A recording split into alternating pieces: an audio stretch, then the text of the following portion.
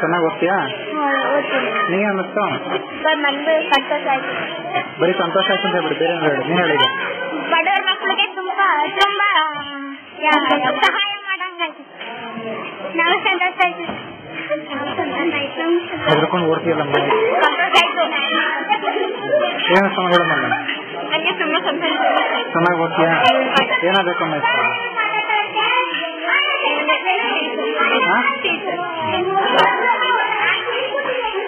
ಏನೋ ಕೇಳಮ್ಮ.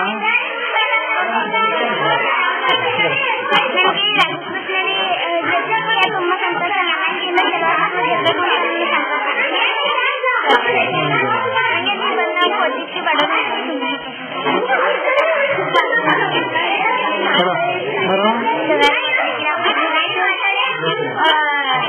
ಸರ್ ನಮಸ್ಕಾರ. ನಿಮಗೆ ತುಂಬಾ ಧನ್ಯವಾದಗಳು. ನಮ್ಮ ಈ ಗ್ರಾಮೀಣ ಪ್ರದೇಶದಲ್ಲಿರ್ತಕ್ಕಂಥ ಶಾಲೆಗಳನ್ನ ನೀವು ದತ್ತು ತಗೊಂಡಿರ್ತಕ್ಕಂಥದ್ದು ಬಹಳ ಹೆಮ್ಮೆ ವಿಷಯ. ಸೊ ಈ ತರ ಈ ಬಡ ಮಕ್ಕಳಿಗೆ ಸಲ್ಲಿಸ್ತಾ ಇರ್ತಕ್ಕಂಥ ಸೌಲಭ್ಯವನ್ನ ಇನ್ನೂ ಸಹ ಮುಂದುವರಿಸಿ ಮುಂದಿನ ಈಗ ಇಲ್ಲಿ ನಮ್ಮ ಕ್ಷೇತ್ರದ ಶಾಸಕರು ಈ ಎಲ್ಲ ವಿತರಣಾ ಸಮಾರಂಭದಲ್ಲಿ ಭಾಗವಹಿಸಿದ್ರು. ಅನೇಕ ಹಿರಿಯರು, ಚುನಾಯಿತ ಪ್ರತಿನಿಧಿಗಳು ಭಾಗವಹಿಸಿದ್ರು.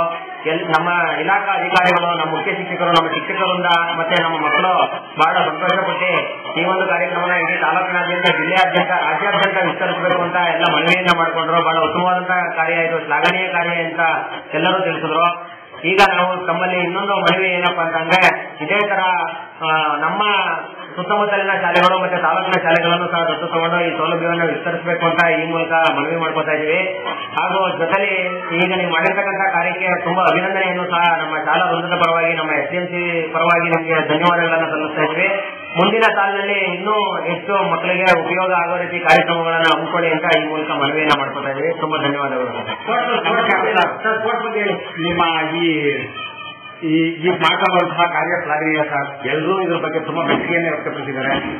ನಮ್ಮ ಶಾಲೆಯನ್ನ ನೀವು ದತ್ತು ತಗೊಂಡದಕ್ಕೆ, ನಮ್ಮ ಶಾಲೆ ಅಂತಾರಾಷ್ಟ್ರೀಯ ಮಟ್ಟದವರೆಗೂ ನಮ್ಮ ಮಕ್ಕಳು ಕ್ರೀಡಾಕೂಟದಲ್ಲಿ ಭಾಗವಹಿಸ್ತಾ ಇದ್ದಾರೆ. ಆ ಕ್ರೀಡೆಯನ್ನ ಇನ್ನೂ ಉತ್ತಮವಾಗಿ ಅಭಿವೃದ್ಧಿಯನ್ನು ಪಡಿಸೋದಕ್ಕೆ ನಮ್ಮ ಶಾಲೆಗೆ ನಿಮ್ಮ ಕಡೆಯಿಂದ ಇನ್ನೂ ಬಹಳಷ್ಟು ಶಾಲಾ ಆಟದ ಉಪಕರಣಗಳು ಬೇಕು. ಜೊತೆಗೆ ನಮ್ಮ ಶಾಲೆಯ ಒಂದು ಸ್ಟೇಡಿಯಂ ತರ ಮಾಡೋದಕ್ಕೆ ತಮ್ಮ ಸಹಕಾರ ಬೇಕು ಅಂತ ನಾನು ನಿಮ್ಮಲ್ಲಿ ಮನವಿಯನ್ನ ಮಾಡ್ಕೊತಾ ಇದ್ದೀನಿ ಸರ್. ಈಗ ನೀವು ತರಿಸಿರುವಂತಹ ಶಟ್ಲ್ ಬ್ಯಾಟ್ಗಳು ಹಾಗೂ ವಾಲಿಬಾಲ್ಗೆ ಸಂಬಂಧಪಟ್ಟಂತಹ ನೆಟ್ಟು ಹಾಗೂ ಶಟಲ್ ಕಾಕ್ಗೆ ಸಂಬಂಧಪಟ್ಟ ನೆಟ್ಟು ಇವುಗಳನ್ನೆಲ್ಲ ತಾವು ಕೊಟ್ಟಿದ್ದೀರಿ.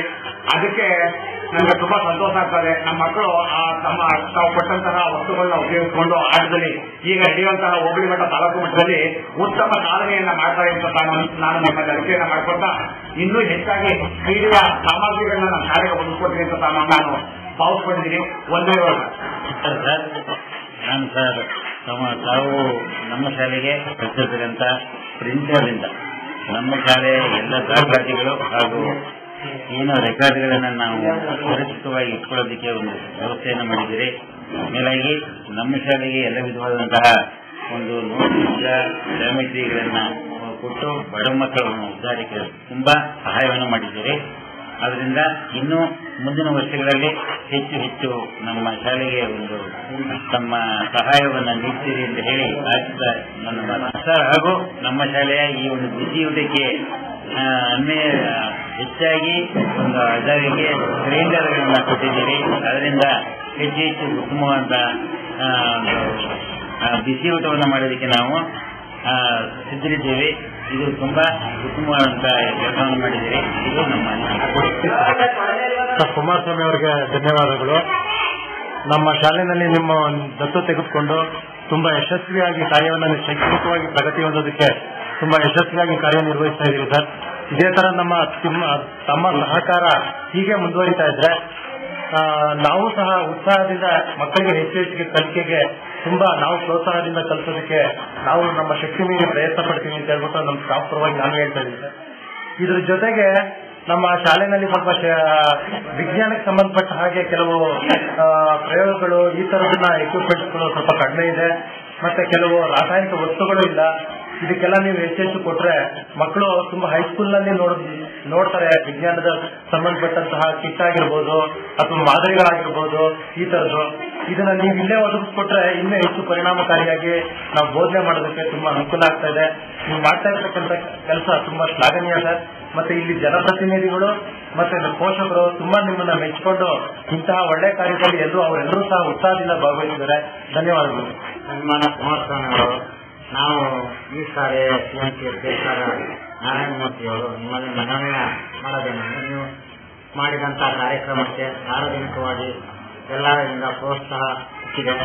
ಇಂಥ ಕಾರ್ಯಕ್ರಮಗಳನ್ನು ನಮ್ಮ ಸ್ಕೂಲಲ್ಲಿ ಇನ್ನೂ ಹೆಚ್ಚು ಮಾಡಬೇಕಂತ ನಿಮ್ಮಲ್ಲಿ ಪ್ರಾರ್ಥನೆ ಮಾಡ್ತಿದ್ದೀವಿ.